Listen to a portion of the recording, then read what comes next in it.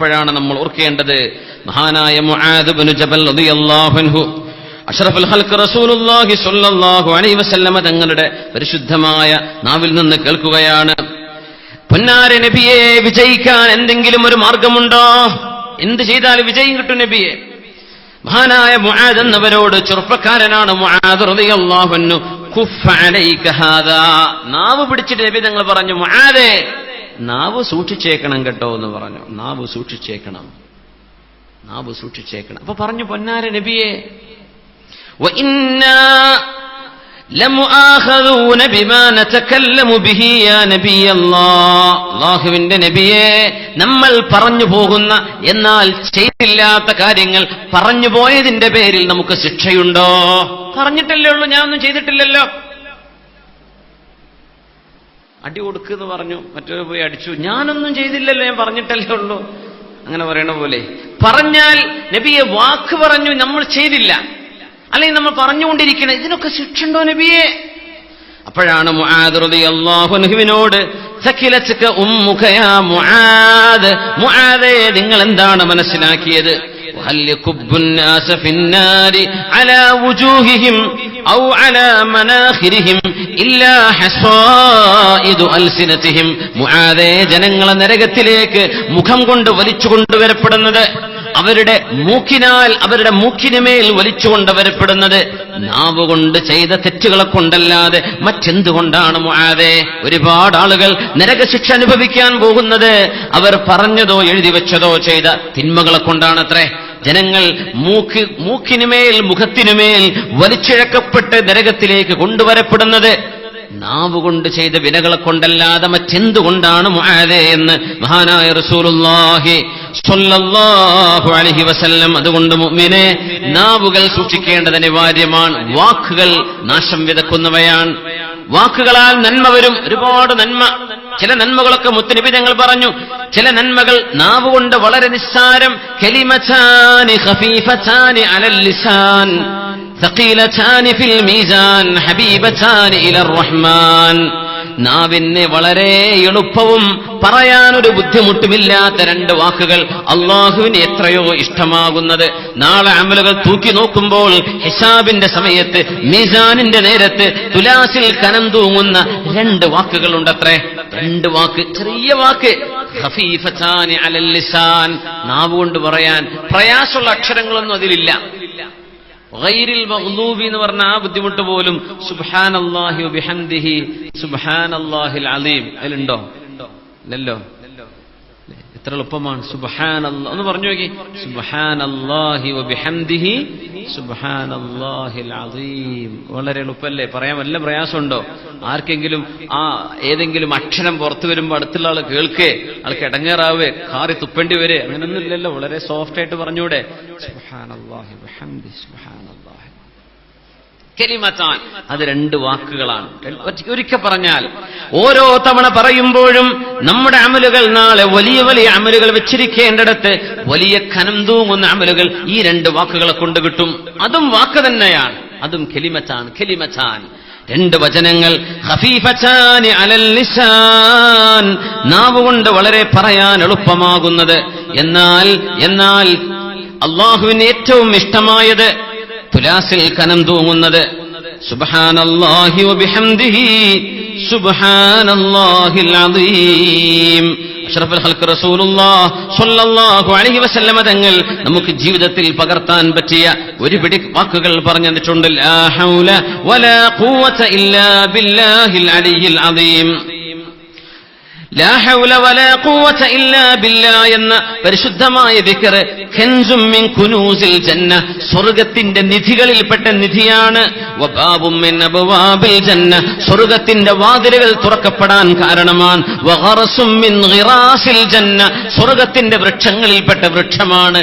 ലാ ഹൗല വലാ ഖുവത ഇല്ലാ ബില്ലാഹ്. ഒരു തെങ്ങ് നട്ടുപിടിപ്പിച്ച് വലുതായി അതിൽ തേങ്ങയോ ഇളനീരൊക്കെ ആവണമെങ്കിൽ എത്ര കാലം കാത്തിരിക്കണം, എത്ര അധ്വാനിക്കണം.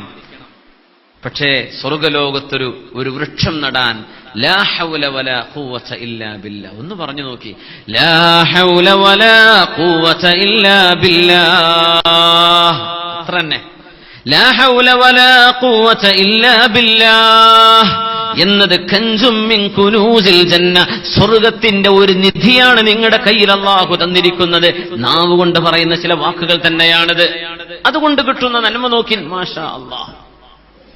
ഖൈറുൽ അഅമാലി അല്ലാഹുവിന്റെ മുമ്പിൽ ഏറ്റവും ഇഷ്ടപ്പെട്ടത്, വഅസ്കാഹാ അല്ലാഹുവിന്റെ മുമ്പിൽ ഏറ്റവും പരിശുദ്ധമായത്, വഅർഫഉഹാ ലിദ്ദറജാത്ത് അല്ലാഹുവിന്റെ മുമ്പിൽ സ്ഥാനമാനം ഉയർത്തപ്പെടാൻ ഏറ്റവും കാരണമാകുന്നത്.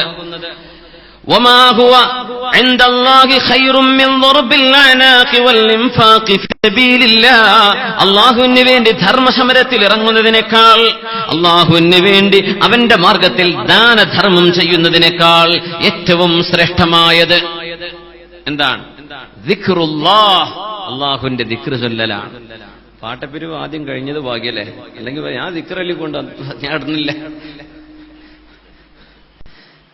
സദഖക്ക് ഇൻഫാഖിന് വേറെ കൂലി കിട്ടും, പക്ഷെ ഇതിന്റെ മഹത്വം ഭയങ്കരമാണ്. ദിക്റുല്ലാഹ്, അല്ലാഹുവിനെ ഓർക്കുന്നത് ദാനധർമ്മം ചെയ്യുന്നതിനേക്കാളും ഒക്കെ ഖൈറാണത്രേ. അല്ലാഹുവേ നമുക്ക് അല്ലാഹു, അതൊക്കെ നാവ് കൊണ്ട് ചെയ്യാൻ പറ്റിയ കാര്യം ദിക്ർ ചെയ്യാറ്റില്ല.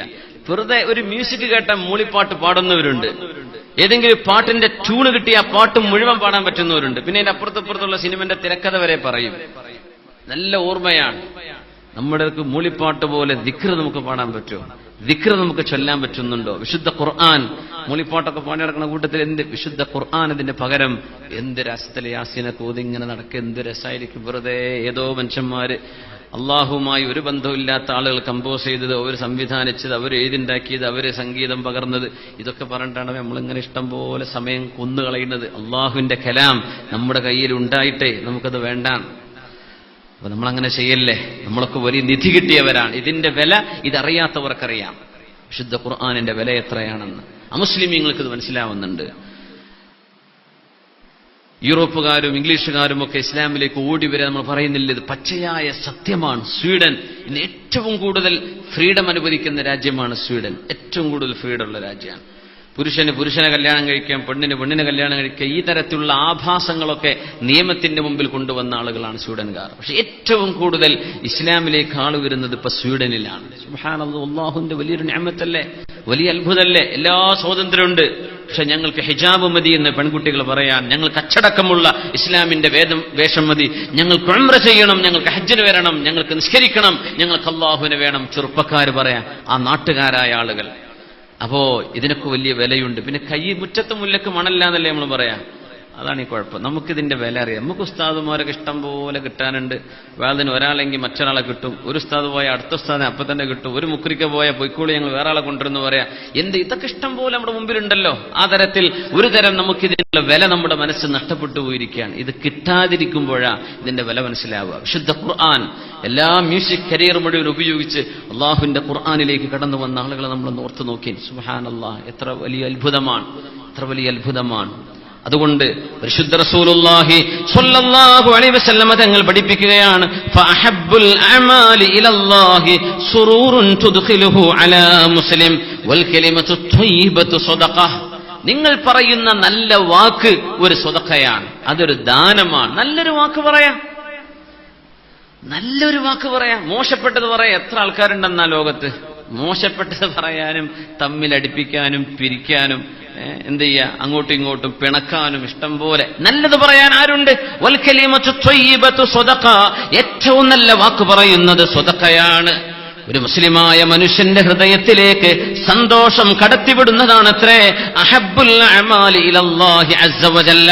അല്ലാഹുവിന് ഏറ്റവും ഇഷ്ടമായ ജോലി, അല്ലാഹുവിന് ഏറ്റവും ഇഷ്ടമായത് അഹബ്ബുൽ അഅമാലി ഇലല്ലാഹ്. അഫ്ളലുൽ അഅമാൽ ഉണ്ടാവാം, അസ്കാഹ, വലിയ മഹത്വമുള്ള അമലുകളെ പറ്റിയൊക്കെ നമുക്ക് വിശുദ്ധ ഖുർആനിലും ഹദീസിലും ചർച്ച വന്നിട്ടുണ്ട്.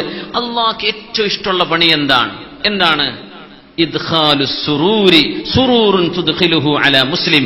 ഒരു മുസ്ലിമിന്റെ മനസ്സിന് നിങ്ങൾ കൊടുക്കുന്ന സന്തോഷമാണ്. ഒരു മുസ്ലിമായ മനുഷ്യന് നിങ്ങൾ കൊടുക്കുന്ന സന്തോഷം. എല്ലാവർക്കും പൈസ കൊടുത്ത് സന്തോഷിപ്പിക്കാൻ പറ്റുമോ?